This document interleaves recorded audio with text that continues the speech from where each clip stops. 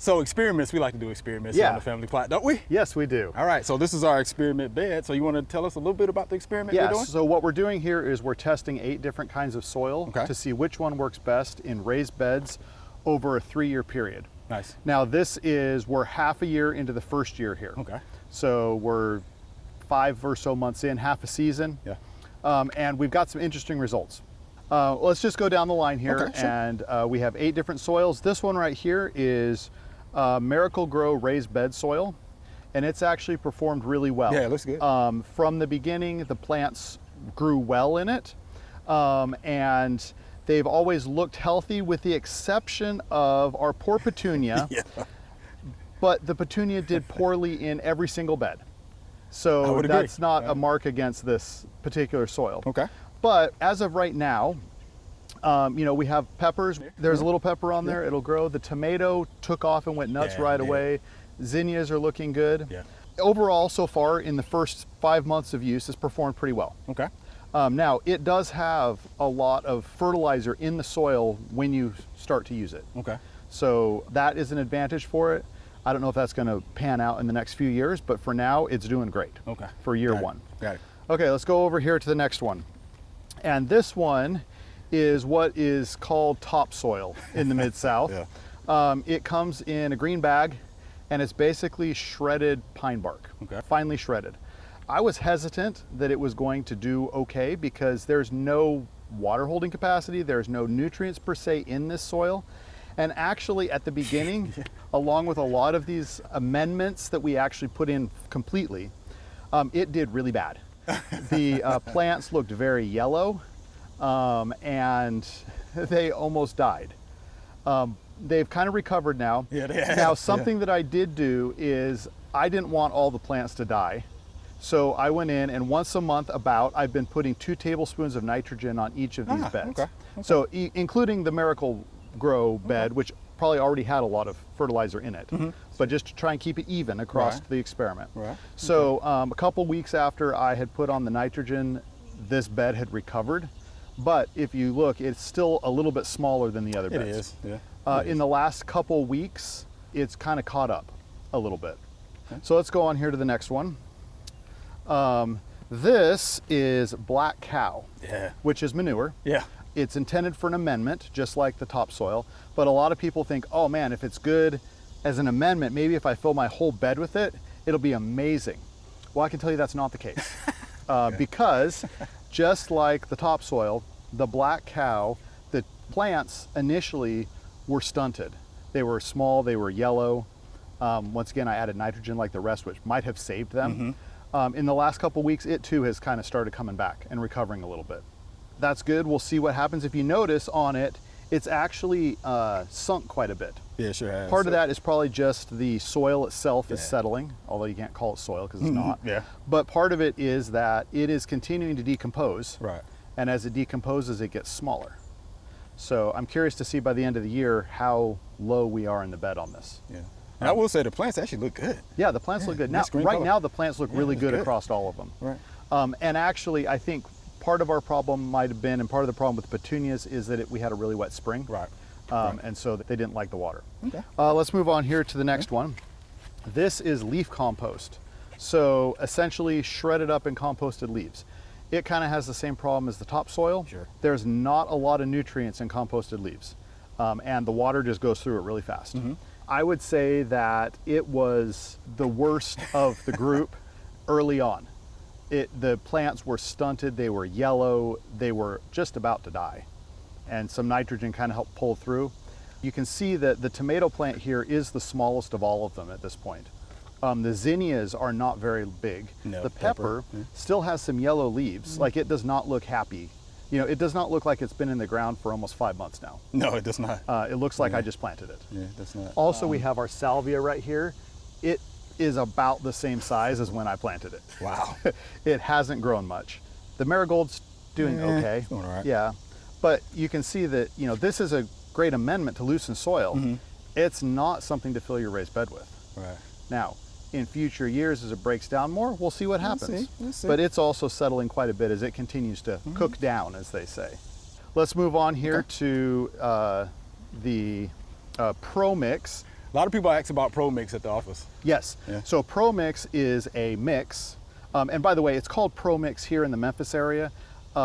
It's not necessarily going to be called that in other cities, but what it is it's 1/3 soil from the ground, 1/3 sand, and 1/3 compost. And so you can find similar mixes around the country. Sure. Here it happened to be called ProMix. And so here we're starting to get actual real soil in the mix. Everything before here had no soil, it's all soilless. Here, once again, we had some issues because there's not a lot of soil in here. Even though it's a third soil, that's below the ideal amount. This also was stunted.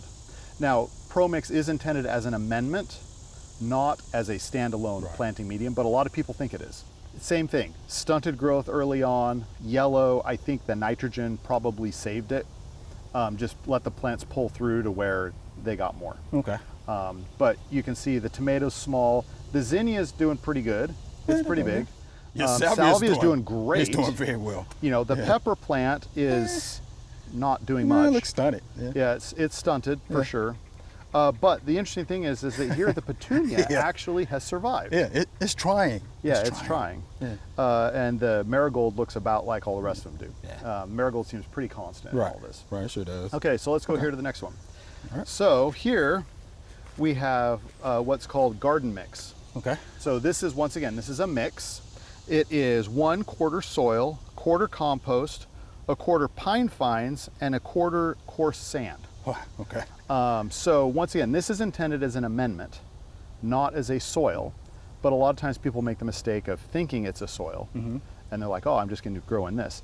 Once again, we had the problem where stunted growth. It has pulled back. The tomato is doing well at this point, and the zinnia is doing pretty good as well. Yeah. Salvia's okay, the pepper's okay, Yeah.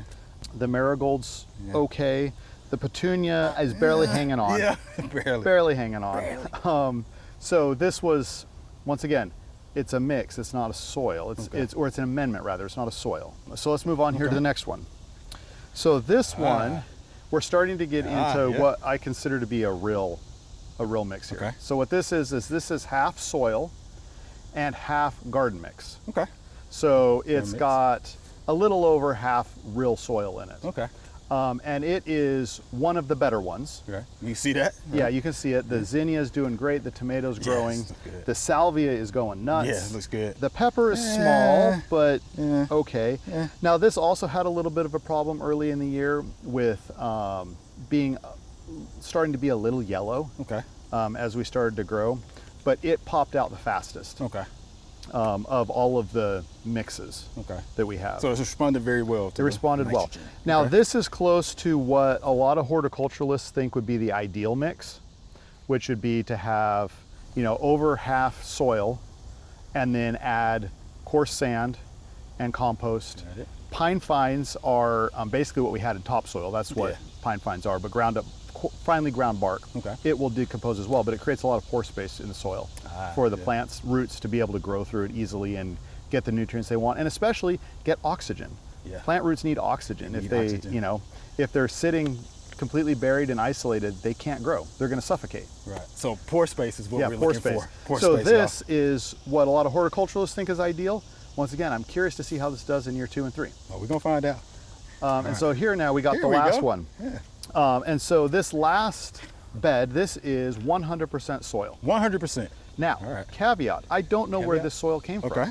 Because when you go out and buy soil, you don't know where it came from. Right. But this is the healthiest growth. If you look at it, the tomatoes are high, the zinnias are good, the salvia is I think it's really branching out too. Yeah, the petunia is dead, once again, because I think that they all drowned. Right. And then the marigold rather is doing about the same as everything else. Yeah, well, look at your pepper. And the pepper is doing well. We got a pepper on there. A pepper on there? Yeah. So I think that what we're seeing here is that soil does really good. Ooh. You don't necessarily need to bring in a whole bunch of amendments to grow in soil. Right. Now, that being said, this is probably a silt loam. Once again, I don't know what it is. Okay. It's probably a silt loam. It has a high clay content. Okay. Next year, it might be hard as a brick. It may be. We don't know that. And so next be. year, it might not do very well because there's no organic matter in it. Okay. And so that's one of the advantages of something like this garden mix soil, is that you get the advantage of the organic matter to keep the pore space, keep it open and loose, instead of just straight soil, where this is probably going to compact and get really hard for next year. And next year we may not see as good of performance out of it. Right. Now, something else that's good to note about soil, especially if you have a high clay soil, is it's got tons and tons of nutrients for plants. But if there's no organic matter in it, the plants can't get that nutrient. It has to do with chemistry and how the charges are on the ions and all that stuff. Don't need to get into that here. But what the organic matter does is the organic matter helps to draw those ions, those nutrients, out from the soil, so that the plant roots can then get them and take them up and use them. Right. So organic matter, really important. So, you know, we'll see what happens here. Once again, I don't know where this soil came from. So maybe it had a fair amount of organic matter in it to start. Maybe it did. And, you know, eventually that's going to break down, and then it's just going to be soil. Right. If it's a loam soil, you know, it has sand, silt, and clay in it. Right. You know, and the clay is good for nutrient holding capacity, water holding capacity, which is probably why you have good growth this first year. Yep. Right. So to your point, yeah. Next year we'll see. Yeah. So it's really interesting because so the winners so far, soil is the top winner. Then after that we got Miracle-Gro raised bed soil, which is a soilless mix, is the next best. Yeah. So that's what we're looking at right now, about you know, halfway through the first growing season in this experiment. All right. And so we do need to mention that these beds are irrigated too as well, right? Yes, that is correct. They are irrigated. They're all irrigated the same. We've tried to treat them all the same. If we fertilize one, we fertilize all. If we water one, we water all. Makes for a good experiment. Yep. Thank you, Peter. Yeah. Can't wait to see what it looks like later. Yeah, exactly. All right. Thank you.